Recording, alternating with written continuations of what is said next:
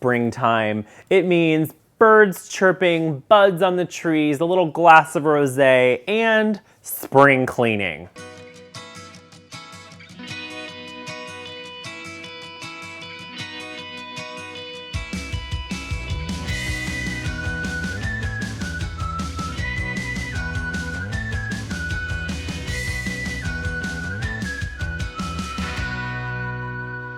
I know, maybe not your favorite two words together, but it's totally necessary. We all have to do it. This year, I actually challenged myself. I wanted to do a deep dive. So I bought Martha Stewart's homekeeping book, which I will put a link to in the description. It's amazing. I learned so much. I actually used to have a cleaning person here, and I just decided I wanted to do it myself because I wanted to learn more about the tips and tricks and really be able to share with you guys more about keeping your home, right? And our house is only 800 square feet, but it's got pretty much all the stuff that any other house has. And so I just wanted to show you guys some of the details. So this video is all about cleaning things that you may not have ever thought to clean in an effort to spring clean your space. So let's get started. First things first, the refrigerator. Now, you might be thinking spring cleaning, maybe go through it, do a little once over. No, I recommend taking everything out of the refrigerator. You can put your stuff in a cooler if you'd like, if it's gonna be a while, and take everything out. I used a solution of baking soda and warm water, a sponge, and a lot of elbow grease, and cleaned the entire thing. And let me tell you, it was miraculous, the difference. I could not believe it. But even more miraculous was this thing I didn't know about, the refrigerator coil. Now, I discovered that the refrigerator coil is sort of something that most every single refrigerator has, and a lot of us just don't know about. So for the refrigerator coil, you want to pop the front off or look up online how to find your refrigerator coil, depending on your refrigerator. So for this one, I popped the front off. I unscrewed the little feet. So my refrigerator has little feet, so I had to unscrew them so that they wouldn't be touching the floor so that I could roll it back because I wanted to unplug the refrigerator before I did anything else. So I rolled it back, unplugged the refrigerator, and then I looked at that coil. It is basically like a scary movie down there. And if you've never cleaned this, I promise you, yours probably looks as bad as mine. I am totally airing my dirty laundry. It's not laundry, it's refrigerator coils, but you get the picture.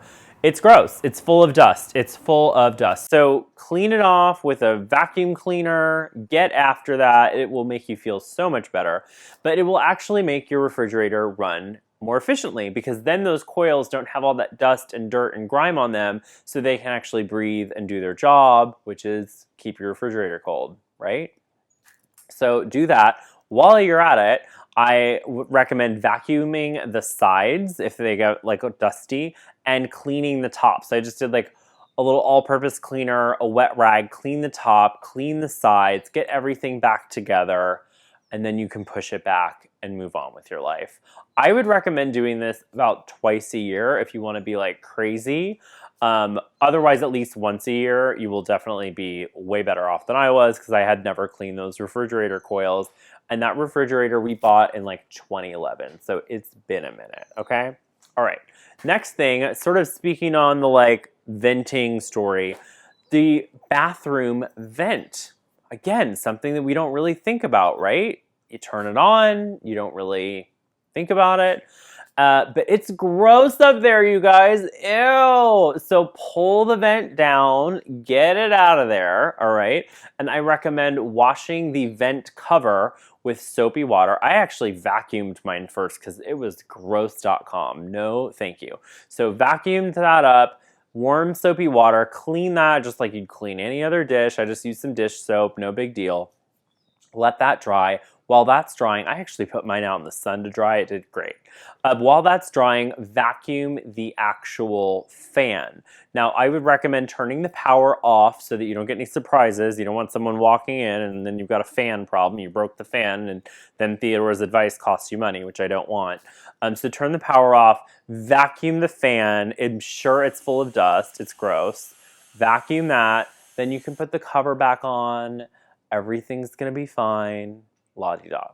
while you are in the bathroom, something that I've sort of discovered over the years that like I love is I love my bathroom to feel like a hotel. And hotels do not have spots. They don't have little things built up on shelves. I recommend taking everything out of your medicine cabinet if you're so fortunate to have one. Clean those shelves and then put everything back that you want. So it's a really great time to go through everything, clear out your products. Most beauty products are really only shelf stable for about a year or two, depending. So just sort of go through those, see what you're using, what you're not using, and just get aggressive so that you can have a nice, clean and organized space when you put it all together, and then just put everything back on the shelves. Now, I did my skincare this time in order of the way I use it. So now I can just go left to right, primers, eye creams, SPF, and you're out the door. I absolutely love how this turned out. After I cleaned it and organized it, it's just so much easier to use during the day. It's absolutely great. Another great spring cleaning thing is to do your vent for your air conditioning and heating.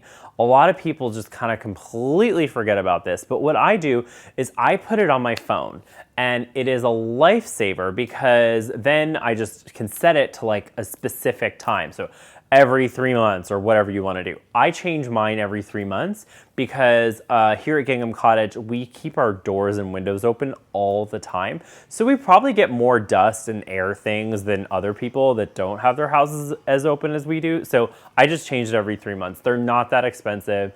It's really not that big of a deal, and it'll help everything run a lot better, and you'll breathe easier. So there you go. Hello, win-win. Other things to consider for spring cleaning that aren't necessarily as unexpected, but just great home maintenance things. Check your fire extinguisher, and if you don't have one, you better go get one. I'm terrified of fire. Our fire extinguisher, which was hanging on the wall, was out.com, nothing in there. So we actually got this really cute one, which I'm obsessed with. I'll put a link in the description. It's from this company that does all these like fancy fire extinguishers. They don't have a huge like output, like they'd probably handle like a little kitchen fire or something. So you always want to have a backup. I do have a backup like normal red one in my closet, and that one is fine. So I checked that. Regardless if you rent your place, own your place, you can definitely do these tips. Spring clean, get your house all refreshed. I promise you, you will feel so much better. I feel so much better because I've just gotten through everything and everything is all just dialed in. Matt calls it tight. He's like, I love it when the house is tight. So get your house tight, get it right.